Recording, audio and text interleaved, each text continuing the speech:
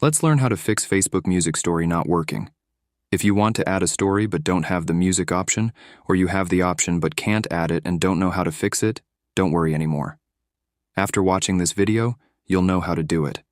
I will show you 2 ways to do this. The first way is to check if your Facebook is updated. You can do this by going to the App Store or Google Play Store. When the App Store opens, you need to click on the search option located in the bottom right corner of the screen. When you click on search, a page will open where you need to type Facebook.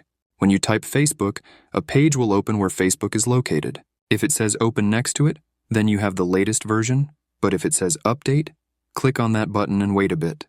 The second way is to go to settings, and when settings open, you will see many useless options for this tutorial. The option you need is general. When you click on that option, a page with more options will open. On that page, you need to click on the option iPhone storage. When you click on it, a page will open with a list of applications. On that list, you need to find Facebook and click on it. On the page that opens, you need to click on the option Offload app and wait a bit. After you have waited, the option Reinstall app will appear in the same place, and you need to click on it. When you click on it, wait, and you will have the music story option, but if you still don't have it, maybe that option is not allowed in your country. So, thanks for watching. See you in the next video.